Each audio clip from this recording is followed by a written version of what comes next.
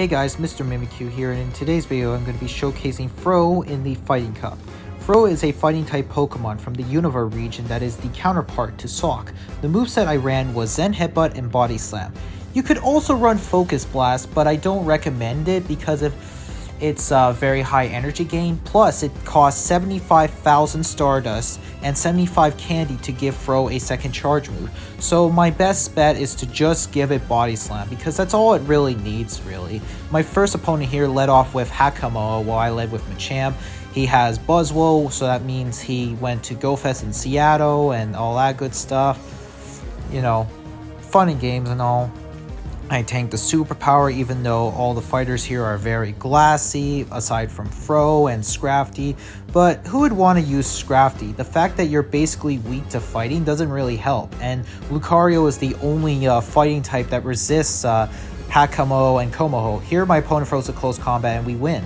Moving on to the next match, we got Galarian Farfetch. Now, basically you would have to count 8. If you're doing it every second because of how fast Fury Cutter's energy gain, and oh my gosh, that Leaf Blade did so much damage. We're able to get to the back-to-back cross chops.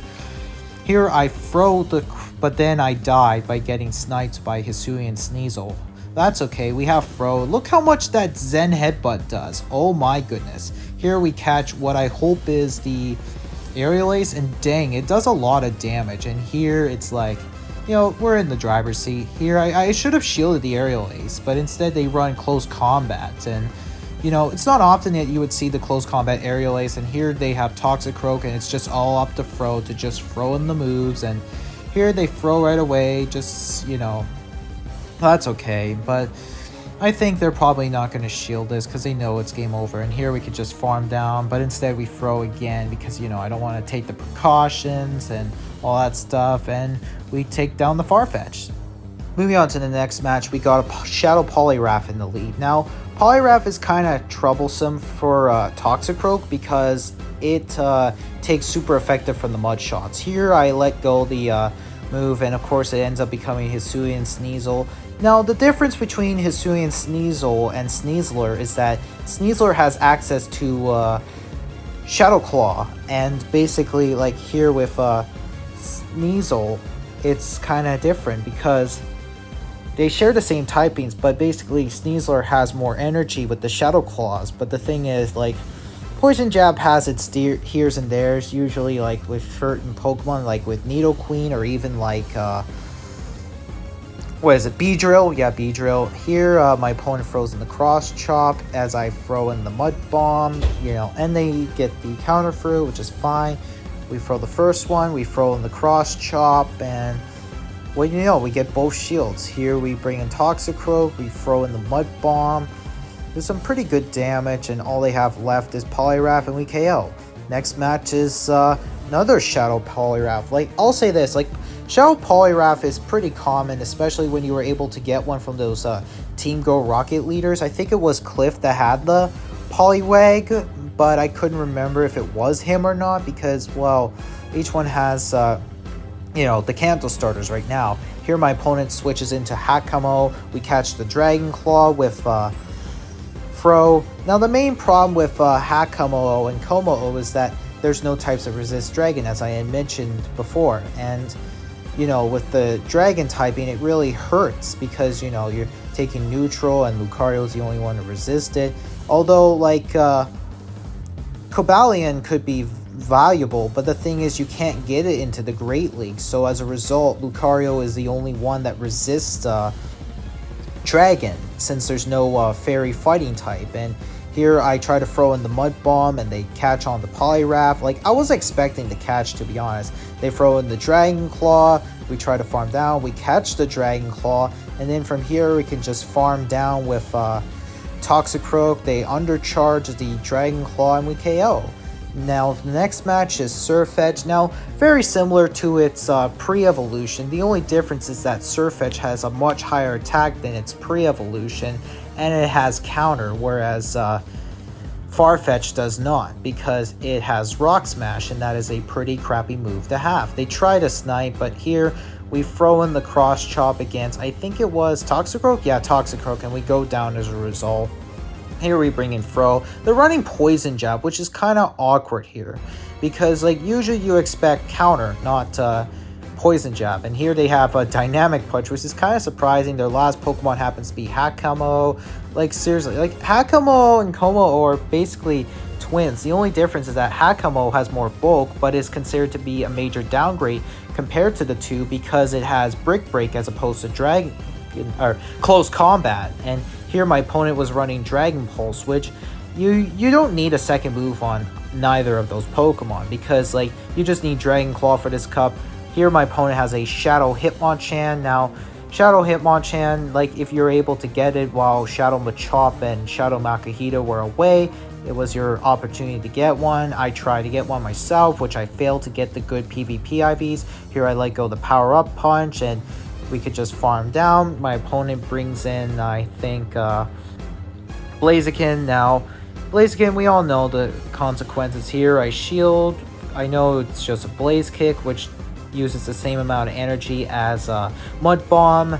Like, you know, like, Blaze Kick is a good move. Here, I throw in the Mud Bomb, and they managed to catch on the Poliwrath. Like, oh my god, how did they do that? And they're running Bubble, which is kind of awkward. Here we throw in the Mud Bomb before we go down from those bubbles. Like, you know, they pop up, but we managed to KO, and then here they have Blaziken. Here, I shield just in case it's a Brave Bird, but it ends up becoming a Blaze Kick, and we KO. Now, the next match is Fro. Now, Fro, as a lead, I do not recommend it as a lead because, like, as a lead, it can be very troublesome to use. Like, it is tanky indeed, but the thing is, like, why would you run it in the lead? Here, we end up getting CMP, which is pretty nice, so they ended up wasting all that energy due to how bad Zen Headbutt's energy gain is, and yet Cross Chop does a lot of damage. Here we throw in one before we get taken down, which is fine. You know, throw in another one, they let it go after they lost 2 shields, and we have shield advantage and we won lead, so they bring in Poliwrath. Now, I'll say this, like, with just Body Slam, it seems pretty boring, but yet we managed to catch the, I think, Scald? Yeah, Scald, don't lower the attack. Okay, good. And here we could just proceed to the farm down. They get to another Scald. And oh my god, it does a lot of damage. Here we throw in the Mud Bomb. You know, it does some very nice damage. And we KO. Now, Blaziken, we all know how things go. They immediately swapped into Toxicroak. We go into Fro. Look how much those Zen Headbutts are doing. They're hurting like crazy. Here I let it go in case it was a Mud Bomb, but it ends up becoming a Sludge Bomb, which is fine. We can just KO and then have the Body Slam ready for the Blaziken and do some pretty nice damage against it. You know, it's all fun and games, you know.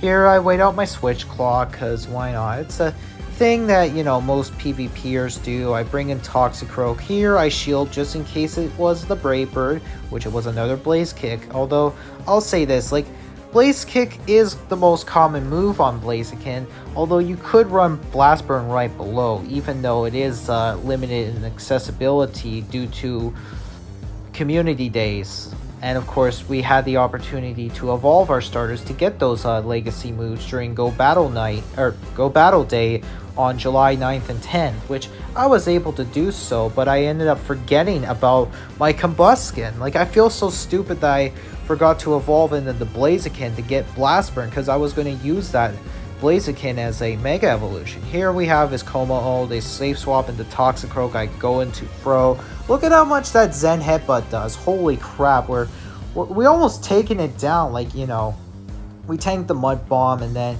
here we have the Body Slam loaded against Como, I believe it was, and they shield it, which is kind of ironic. And, you know, we managed to win Switch advantage, and we throw in the Cross Chop, we take him out, and here they have a Sneasler. Now, one thing to consider is that you could run Heavy Slam because of the amount of fighters that are here, but the thing is, like, why would you use Heavy Slam though? It's kind of weaker than Rock Slide, and it uses more energy. And I'll say this, like, you know, like the Fighting Cup, like, a lot of people tend to hate on it being like a mono-type meta like the Flying Cup was.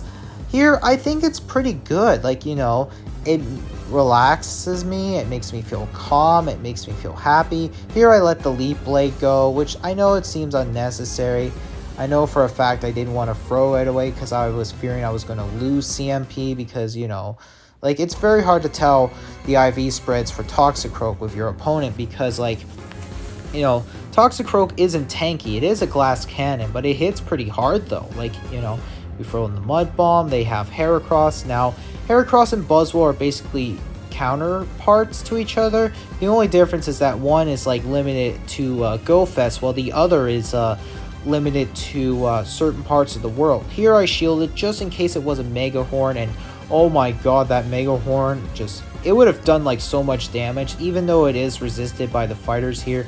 Here we catch the Rock Blast. Like, oh my god, like, my opponent was not playing right, but that's okay.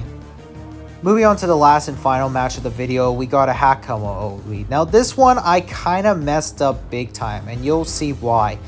I've shielded up the Dragon Claw, like, you know, it's just all standard fun and games, but the thing is, like, there were some misplays I had here, and in total I went 11-4 with this team, which is pretty nice. And here they throw in the Dragon Claw. Like, there's no reason to run, like, Brick Break on Hakamo. Here they have Buzzwole, and, you know, we throw in the Body Slam and, you know, do some good damage, but instead they double shielded, like, right away. Like, holy crap. Like, they also ended up wasting their energy with Lunge. Now, here comes the part where I messed up as soon as I wait out my switch clock here.